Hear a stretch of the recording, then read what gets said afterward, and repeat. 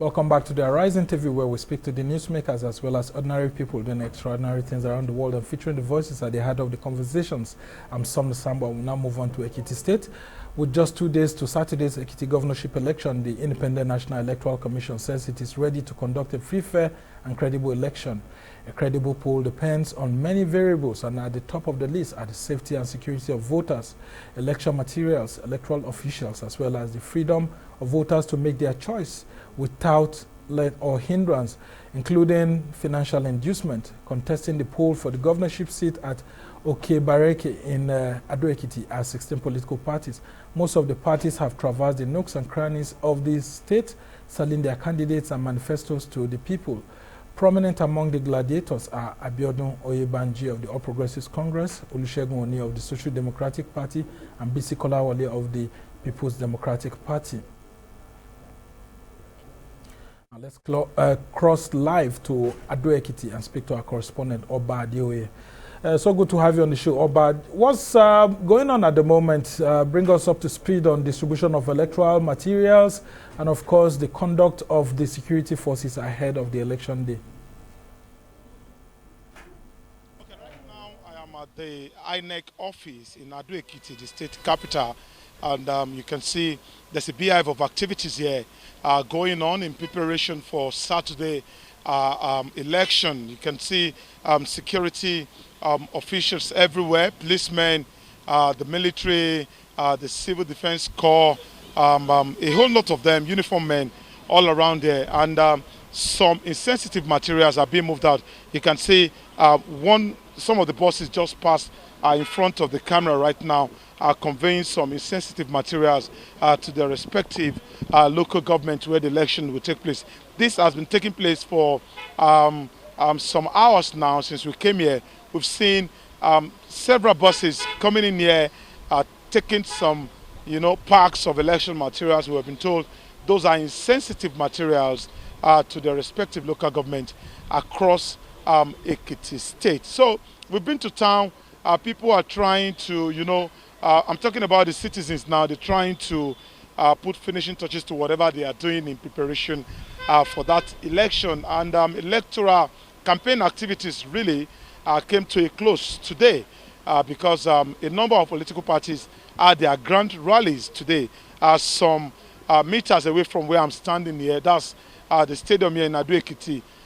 The Social Democratic Party, SDP, candidate, that's Engineer Segun Oni, had its grand rally some moments ago. It just ended. So it's been preparations about preparations by all stakeholders in this election, and hopefully we'll see how that pans out on Saturday. All right, and can you just bring us up to speed on how prepared the voters are to exercise their voting franchise on Saturday? And of course, there's been these issues of inducement, vote buying, and all of that. What they are saying about such things so as to get a credible poll on Saturday? Okay, about 1 million voters in Ekiti that registered for their voters card out of the lot. I think about 76% of them actually picked their voters card, telling us that about 76% of the entire voting population in Ekiti State will vote in this election. Okay, so I've been to town and I've tried to engage some of this electorate, and they are looking forward to a very smooth exercise on Saturday. And talking about financial inducement, I think it's too early in the day to determine if there will be any case of financial inducement of the voters in this election. I think financial inducement only happened during the election days. We've seen some paraphernalia being shared among the citizens, the residents of Ekiti State, face caps, T-shirts, and other things. But on Saturday, we'll stay around to see if the politicians will dole out some, some naira notes to buy votes in this part. But then, let's see how it pans out. But there have been series of sensitizations going on around town telling the people how to comport themselves, what to expect on Saturday. And of course, some politicians are telling their followers that, look, if you are offered some money, if you are offered any money by anybody, collect the money because it's part of the money that is stole from you, but still go ahead to vote your conscience. So it's an interesting picture here in Ekiti especially. I've also been to some parts of the state. I just came back from Ekiti where, you know, a lot of people have been going around wearing all sorts of paraphernalia supporting their respective candidates. But I can tell you that the race is going to be a three-horse race among the APC candidates. That's, okay, you can see another group of security operatives being, you know, departing. They are departing from INEC. All right. Thank you so much, Oba. Like you said, it's going to be a three-horse race actually between the APC, PDP, and SDP. And we must thank you so that we can let you go and do other things. I still have with me here Dr. Sam Amadi, who's a Rise News analyst. What do you foresee ahead of Saturday's election? Well, it's a tough election, like I said, three-horse race. Only if Oni has stayed in PDP, or PDP had worked out a strategy to keep Oni and, you know, as the candidate, or it would have been, I would have said maybe it could give the victory to PDP. Today, the party, Oni is a strong candidate, has a lot of credibility, and liked by most people in Ekiti. I think as a governor, he did very well. So he's going to go with that, you know, affection of the people. But that's not enough to win an election, as we have seen, it's structure. So PDP, AP is the government in power, the governor is there, Asiwaju has just emerged as and that's the one that is the balance. Most interesting to me here. Bola Tinubu, the APC presidential candidate, will be under pressure to deliver this election to the APC. His first election. Because if he doesn't, it will actually say a lot as to what will be happening during the presidential election. Absolutely. What would you think will be running through his mind this moment, considering that Segun Oni used to be one of his proteges? Absolutely. And some people who moved to him, like Swagger, Senator Adeyeye, and all of that, they are said to be pro-Tinubu people. You know, there was a twist in the tale. You know, before the convention, and Tinubu clinched the ticket, the idea was that Tinubu was going to decamp to SDP, and so his foot soldiers had gone in and populated. So the Tinubu movement in the southwest had already embraced Oni and the SDP as their platform. Tinubu now won. And the good thing, really, and that twist in the tail was Fayemi's late climb down from, you know, being a candidate and embracing Tinubu now makes it impossible for Tinubu not to, you know, embrace Fayemi's candidates. And so we saw at the convention, at the rally, that Tinubu himself came out strong to speak on behalf of the APC candidate. So I think that took the win out of Oni's cell. It basically is grounded now. He has no chance of winning this election. It looks very likely like a APC victory with the incumbent, the governor, with Asiwaju effect, just winning the primary gives him a lot of momentum. We've not started seeing campaign to knock him down in Southwest. So it's going to be really pretty difficult for PDP to win this, and totally a far shot for Oni. So if I had to make a prediction, I would think that all put together, all the factors line up for APC stronger than for PDP, and then obviously Oni the carpet has been rolled off his feet by Asiwaju, emergence as the candidate of APC, and strongly now reconciling, so it seems, with Fayemi and putting his momentum on the APC. They talk about Yoruba agenda, that the Southwest needs to present itself as being united with the APC ticket that they have at hand now before it gets lost. Okay. And we've not started seeing the politics of PDP maybe trying to heckle, knock down some part. But how about Atiku Abubakar? Do you think it will be helpful to the PDP's candidate in this election? The difficulty is that this is happening too quickly for him. He just finished announcing his vice. He has been busy here. So I'm not sure they had a rally. Yeah, because we didn't see him raising the hand of the PDP candidate. He didn't have time opportunity to go to maybe. How couldn't he have had time? No, the point is, the point is that it looks like PDP is not putting too much resource on that, and that's part of the legacy of the Wike conflicts and the Wike strongman in the PDP. People forget. You see, the problem of strongman is that they destroy the structure and weaken it. In the build-up, Oni could have been the candidate of the PDP, you know, all this being equal. But Fayose and had his own way. And the vice candidate. So but the candidate's weak. Saying that Relatively weak compared to Oni. So if the party had been well structured, they didn't have a crisis, and they present Oni, who looks like a more compelling, like a former president, massively popular in Ekiti, that would have been a winning candidate. They would have had an easy win over APC in spite of the incumbency and in spite of our Tinubu. So if I was an Atiku as a presidential candidate having to do with several issues, reconciliation, a VP pick that's proven a little bit difficult to make, you would put one leg in Ekiti and one leg in Abuja, because look, it looks like that's not going to work. The PDP may have mentally signed off that they may not win that ticket against an incumbent, a governor, chairman of the Governors Forum. It makes everything more difficult. They should have come with a united force, and maybe if they had kept together and Fayosha had been more magnanimous, maybe Oni would have been the candidate for PDP, and with a little bit momentum, they would have probably put an upset today. And INEC's preparation for the governorship poll. Tell us more about that. Do you think that INEC will use this to signpost the 2023 election in terms of the use of beavers and, of course, trying to send a very strong signal to the political parties that, look, there's no room for rigging or tampering with any electoral material also? How do you foresee INEC's logistics preparation ahead of the election?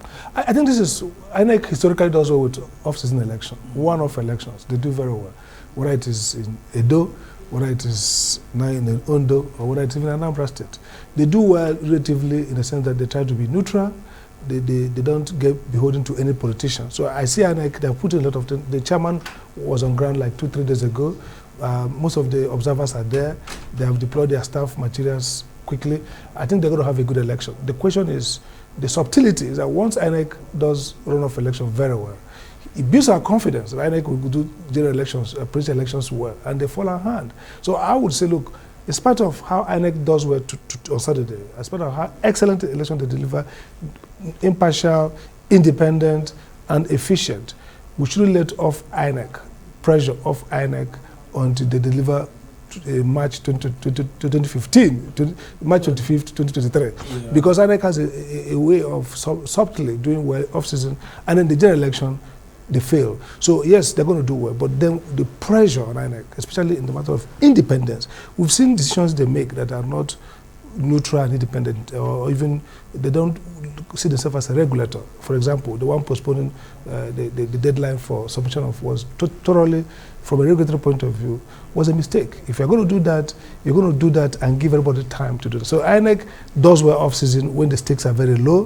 When the stakes are high, and you're dealing with a whole country, with a project management nightmare of moving materials across creeks, across deserts, across troubled zones, and then you're dealing with where elections that the outcomes are decisive, like the presidential election, where politicians face great risk of getting retired prematurely or getting the opponent winning and dealing with them. This is where we now see the independence and efficiency of INEC shaking. So I think what we're going to do is that after Ekiti's election, we have to keep improving, increasing the pressure on INEC to be more efficient, to be more thorough as a regulator, and to show more professionalism and independence, especially when an incumbent federal government, a party in power, is going to face strong challenge from looking like 2-3, if you count Kwakwanso's team. It's going to look like for a strong push from 3 similarly strong parties are going to fight to replace. So INEC has to be extraordinarily, resourced with competence, exactly, and independence, absolutely. Okay, now let's talk about how these off-season elections have, provided a good ground for political analysts to take a look at how the 2023 polls were shaping up in terms of security, in terms of voter turnout, in terms of believability in the general outcome of elections, and if elections are the best way to actually affect leadership change. Yeah, it's always an experiment. You're right. So we look at first enthusiasm. We saw very low enthusiasm in Anambra, very low voter turnout comparatively. By the end of the day, the runoff was won by less than 150, 170,000 votes. So that would be a barometer to say, are we really getting? But we're going to test whether this new picking on uptick on voter registration, the enthusiasm we've seen the last 2-3 weeks. If it shows in the Ekiti election, in the terms of historical numbers, we see that Ekiti people are more willing to come out and vote. It helps us to predict, again, how the parties take the results. So oftentimes, it looks to me like this is an election that the outcome will be easily taken by the PDP ask you to or hold the on APC. here now. Well, we'll go straight to Ekiti, Ado Ekiti, to be precise. We have Femi Akinbiyi, who is the head of Department Voter Education and Publicity of INEC in that state, joining us. Can you just take us through what you've been able to do to sensitize voters ahead of Election Day on Saturday, sir?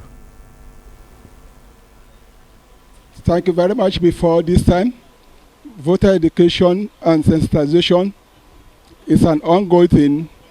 We paid an advocacy visit to the traditional rulers, to the market women, to the religious leader to sensitize them on this issue. And we went on different roadshows with the youth, with the women, and with other, we also help a program with the people with disability to sensitize them about this election. Okay, and we have a situation whereby INEC is at the forefront of, preparing for the 2023 polls. Now, just tell us very quickly how this election will be a standard for the general election and how prepared INEC is specifically in your state to ensure that this election is credible, acceptable, and then inclusive. Yes, sir, we fully prepared. All the materials needed for the election, both sensitive and non-sensitive, have been received. And these have been sent to the local government area, the 16 local government areas in the state. And with this, we have assurances from the security operatives that they are on ground to forestall any violence on that day. And then the traditional rulers are not left out in this matter. They've spoken with the people in their area on the need to embrace peace on the election day. And also, the religious leaders are there in the church, in their churches and the mosques, telling people to be of good conduct on the election day. And with this, and the material on ground, and with the assurances from the military, from the security operative, we are good to go. And I said the election on Saturday will be a good one and be a standard for election in Nigeria. Okay, we must thank you so much for joining us. Dr. Sam Amadi, before we go now, what do we need to do to stem the issues of vote buying? Because the politicians, having seen that they can manipulate the electoral process, go through vote buying, which is the easiest, come collect money and vote for me. Well, I think one of the things we have to do is first a lot of voter education. Now, I'm happy that artists show filmmakers and all kinds of celebrities are waiting, providing kind of information and knowledge and nudging people to appreciate the value of votes. In the long term, once people see good governance, they probably understand the votes. Everything is taken, it's like theoretical now. They say, what's the value of the vote?